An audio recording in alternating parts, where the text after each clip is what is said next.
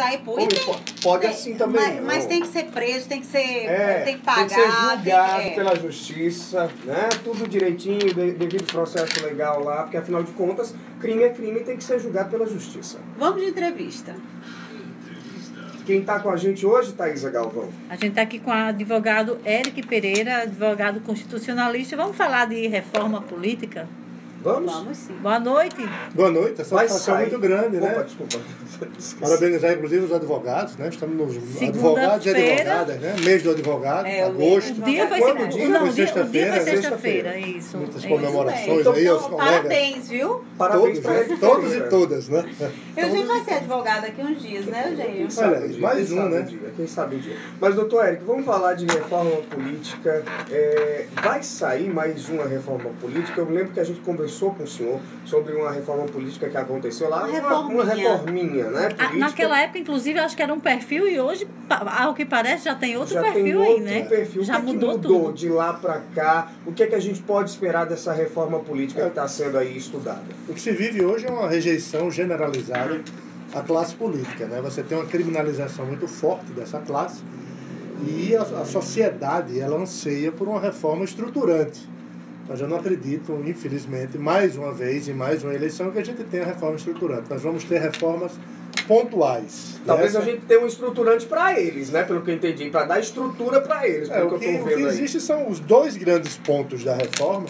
É esse debate do fundão, como eles chamam, e do distritão, né? Esse aumentativo aí é todo em benefício da classe política. Eu ainda não entendi o distritão. Você pode me explicar direitinho, uma leiga como eu? Esse distritão, antes seria o distrital, não é isso? Esse distritão, inclusive, já foi rejeitado quando o presidente da Câmara 2015, era Eduardo 2015, Cunha. Então, o que é distrital e o que é distritão e como é que vai ser isso? Olha, o que existe é o seguinte, vamos compreender o seguinte. Esse sistema, que se usa o nome de distritão, só existe em 5 países no mundo. Afeganistão, os piores. Jordânia, exatamente. Então não precisa dizer são lugares bem democráticos. Só existe nesses 5 países no mundo. E esse distritão representa um voto majoritário.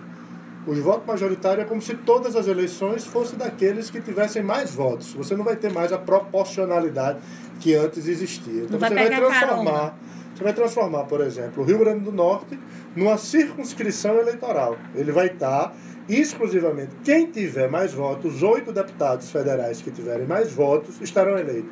E os 24 deputados estaduais que tiverem mais votos estarão eleitos. O distritão ele significa o seguinte, é um distrito único para eleger aquele que tiver mais votos. Agora, doutor Eric, uma dúvida. O senhor, como advogado especialista em direito eleitoral, constitucionalista, eu pergunto, isso não vai de encontro à Constituição, já que os estados são federados? Por dois aspectos. Primeiro, vai de encontro à Constituição, porque é uma fragilização do partido. Hoje você pode ser considerado anticonstitucional. Inconstitucionalidade, porque você tem hoje uma multiplicidade de partidos. O Brasil precisa de uma pluralidade de partidos. Nós não precisamos ter muitos partidos, nós precisamos ter partidos que tenham diretrizes, que tenham condições programáticas de você escolher e votar. Na hora em que você vai para o distritão, o partido é o que menos importa. Vai valer mais ainda a pessoalização. Pessoalização do Agora, voto. eu lembro aqui que aconteceu uma coisa, só para deixar claro para os ouvintes, aconteceu uma coisa que foi super questionável, por exemplo, na Câmara Municipal de Natal. Lembra com a Amanda Gugel, que ela foi eleita com mais de 10 mil votos, né, Thaisa? E ela acabou puxando aí 16 mil votos. Que era Marcos do PSOL e Sandro Pimentel. Um deles dois teve apenas 600 votos, 800 São os dois no extremos, máximo. né? Então, assim, muita gente ficou revoltada. Poxa, o cara teve 800 votos, 600 votos e está na Câmara Municipal, enquanto o outro teve 3 mil e não conseguiu ir. Muita gente acaba achando bacana o distritão, então. Não, o distritão é o outro extremo dessa crise de representatividade. Você teve uma crise de representatividade em você votar em um candidato e eleger outro. E muita gente critica isso. É isso que eu tô forte falando. Essa crítica. O meio termo desses dois extremos é o voto distrital misto, onde você tem, primeiro, uma participação maior do eleitor. O eleitor vai votar 2 vezes. Por que o eleitor vai votar 2 vezes? Porque ele vai votar pelo distrito, que aí seria esse majoritário, e vai votar pela proporcionalidade. Mas não é muita loucura, não, para as pessoas assim, principalmente para o eleitor analfabeto, o eleitor menos informado, aí vai votar uma vez e vai votar duas vezes, porque metade é uma coisa e metade é outra coisa. A democracia ela vai exigir exatamente o amadurecimento, é o exercício das eleições. Então, quanto mais defende, participação, exemplo, o distrital misto é o ideal. Então explique bem direitinho o que é o distritão misto. É você trabalhar no universo da pessoalização do voto. E aí você tem a ideia de que quem já está com o mandato vai se manter no poder. Aí você vai quebrar as oportunidades de você ventilar e dar oportunidades a novas lideranças. De surgirem outros nomes. O proporcional, como nós vivemos hoje, essa crise de representatividade, você vota no Tiririca e elege o delegado Protógenes, por exemplo, ideologicamente absolutamente distintos. Ou vota em Amanda Gurgel e elege aquele, como era? Marcos do Pessoal. Então, neste meio termo, uma forma, já que estamos num campo empírico, é você ter o distrital misto, que eles só querem dar aprovação ao distrital misto para as eleições de 2022. Seria o distritão agora, com o distrital misto para 2022. Eu acho que isso aí é uma grande retórica. Você acha que passa essa história do distritão?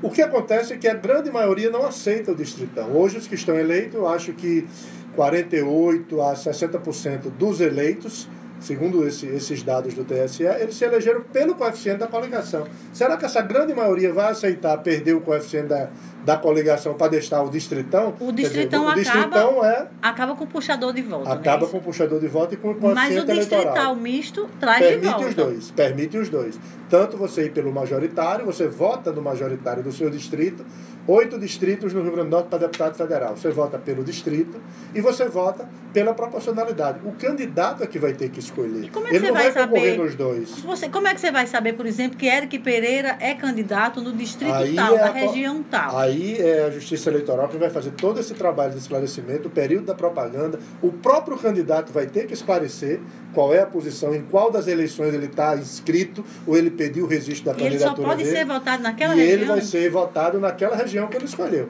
Ele divide em 24 regiões ou 8 regiões se for deputado federal. Agora, doutor Eric, vamos falar da outra proposta que está aí dentro dessa reforma, que é o fundo partidário, né? O fundão, como eles chamam. Né? É tudo assim, distritão, fundão. É tudo aumentativo.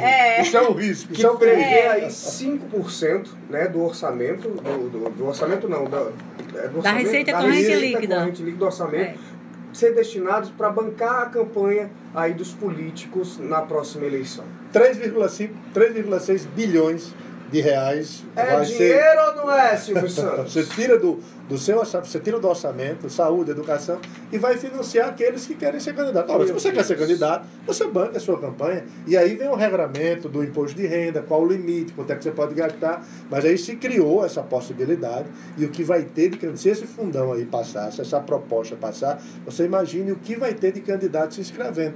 Porque eu fiz, inclusive, aqui 50% para o majoritário, 30% para o cargo de federal e 20% para o de deputado estadual. Eu vou ser candidata. Você é a favor desse financiamento, Eric? Porque eu vejo assim. Eu vejo assim, a população de repente tem uma pessoa que quer fazer um cursinho para fazer uma profissão, para seguir uma carreira, e ninguém ajuda ele, o governo não ajuda ele. Se ele não tiver um dinheiro para bancar um cursinho, e por que tem que bancar uma profissão de político?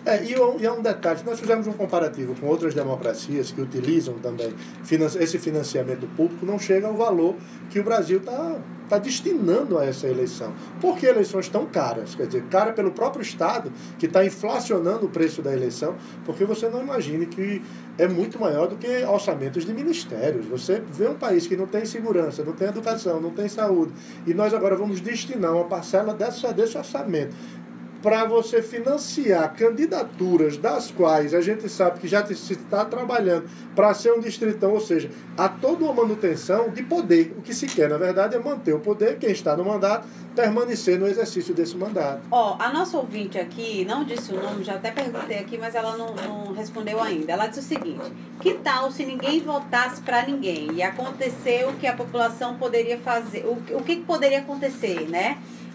Assim não votar para ninguém é o que ela diz aqui, ela defende que ninguém vote ninguém. Há umas campanhas, né?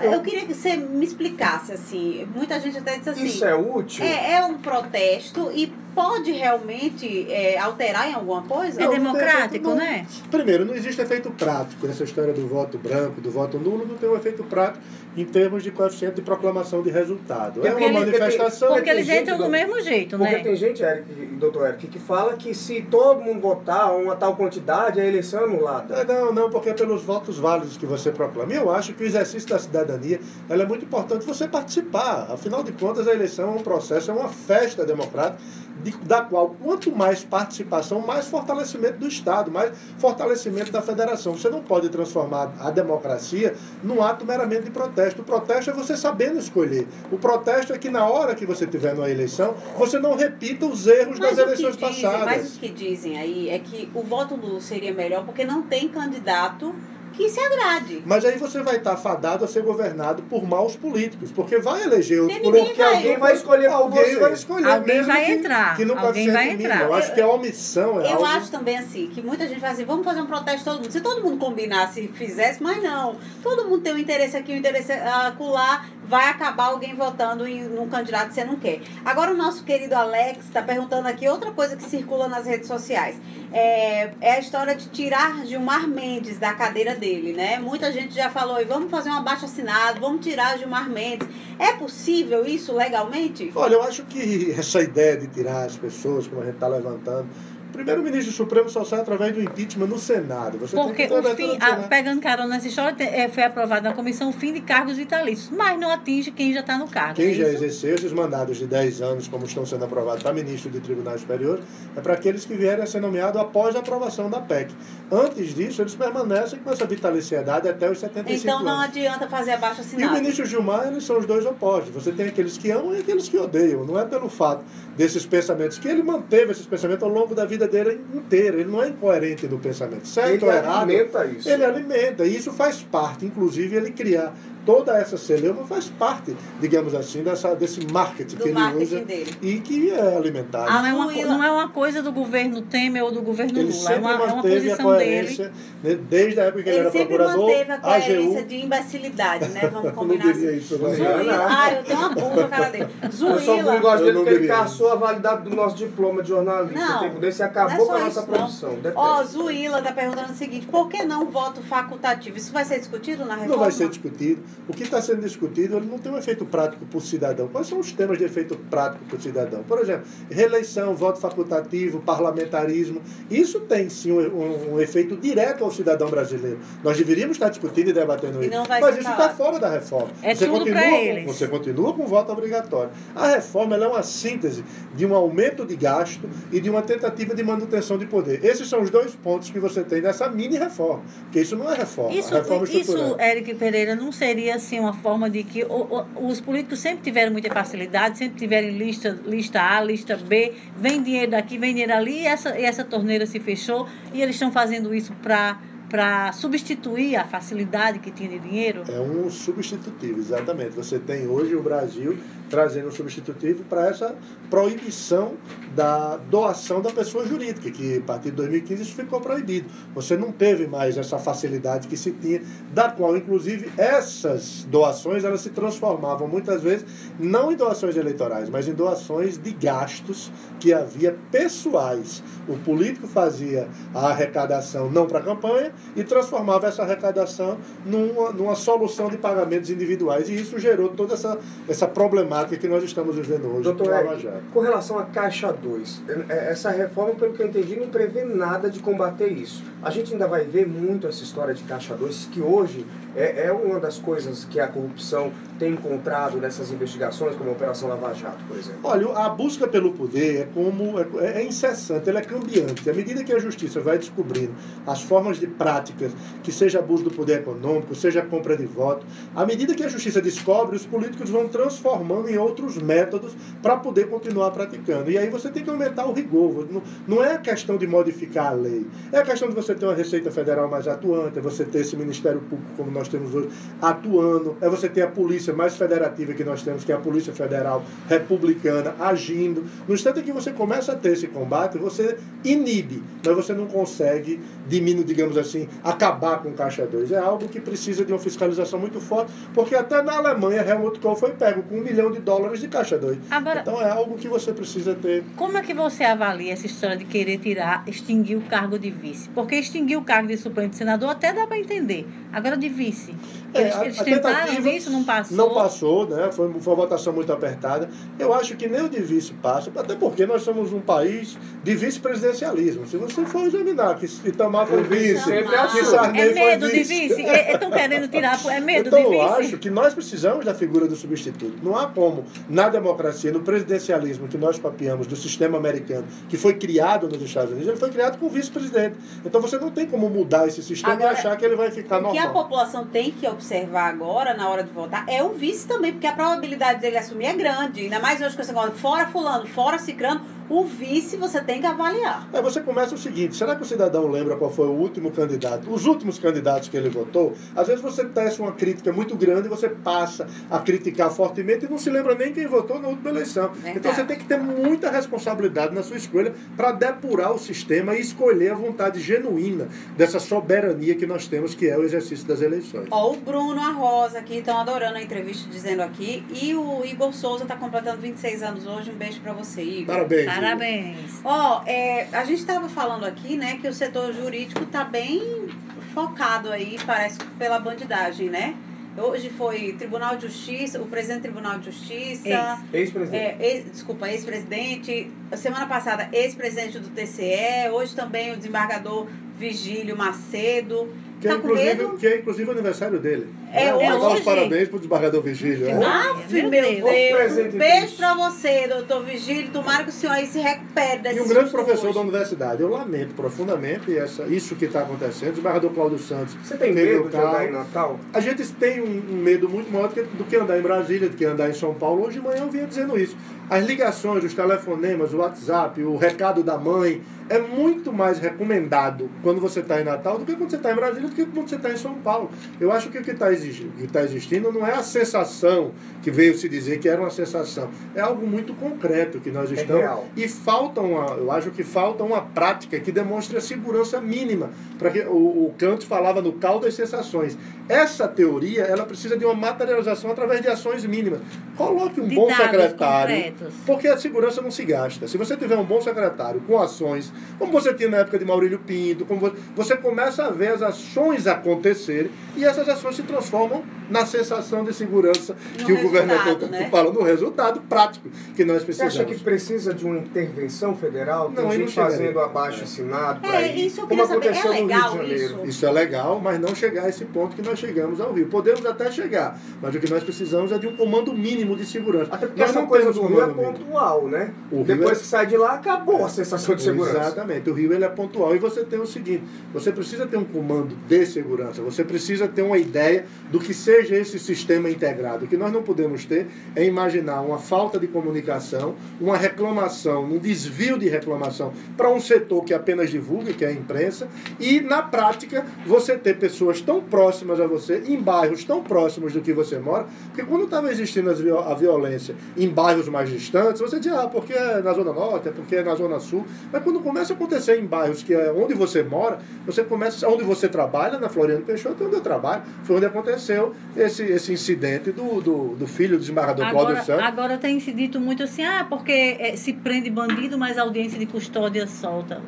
Qual a sua visão nós da audiência de custódia? Nós não podemos culpar o judiciário. O judiciário, é muito fácil você jogar a culpa para o judiciário, cujo sistema penitenciário está falido, não funciona, e em que você trabalha um marketing para levantar algo que não é real. Então você tem que ter efetividade nas práticas, e isso passa a partir de uma base. Você tem que discutir como está o presídio em Mossoró, que é um presídio federal, do qual, quando vem um preso federal, vem toda a sua família para essa região. Você tem que discutir como estão os núcleos, as fontes, digamos assim, de grandes problemas, como o tráfico em Mãe Luísa, e a partir dessa discussão, você passa a ter uma participação de sociedade. Aí sim, você passa a ter, digamos assim, algum efeito. Mas apenas você imaginar que joga um marketing ali na televisão, ou bota a culpa ali na imprensa, e isso está resolvido, e você está vivendo usando o termo, está vivendo na Suíça, não é isso que o cidadão está sentindo. E isso vai ser cobrado daqui a um ano. Não tenha dúvida que será a grande cobrança, cobrado, pelo menos na eleição, na eleição estadual do Rio Grande do Norte, porque foi o tema da eleição passada.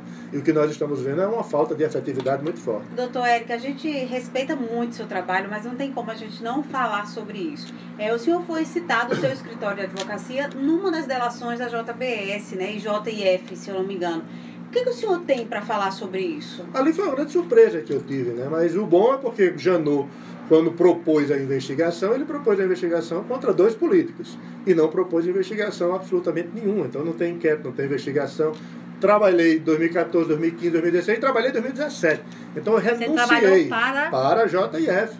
Eu trabalhei e não para nenhum desses políticos. Eu tenho procuração arquivada, eu tenho Telegram, eu tenho WhatsApp, eu tenho e-mail, eu tenho as petições formuladas. Então esse gigantismo que se dá a uma delação gera realmente um desconforto profundo. Porque de uma hora para outra você vê o seu nome sendo citado, quando você está dentro de todo um contexto de prestação de serviço comprovado, não é prestação de serviço eleitoral de 2014, é 2015, é 2016, é 2017, é ação penal. É a separação judicial que eu fiz dele. Do delator Ricardo Salles, você fez a separação dele. Com protocolado, com procuração, com tudo. Então esse gigantismo, essa raiva que ele tinha de determinado candidato A, B ou C, e na hora aumenta essa delação dele, causa efetivamente um desconforto. Mas eu acho que a maior resposta que ele deu foi o procurador-geral, quando não mandou sequer investigar essa citação que ele fez. Para mim, não está sendo investigado. Zero, tranquilíssimo. Agora, o despacho que ele deu está inclusive com a ministra Rosa.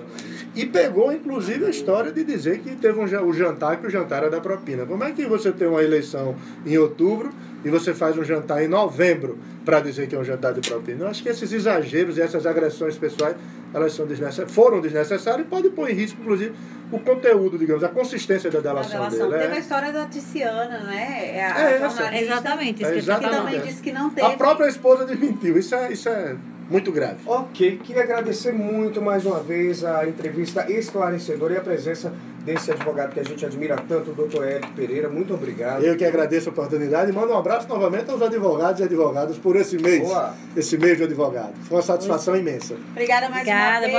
Boa noite. A gente volta amanhã.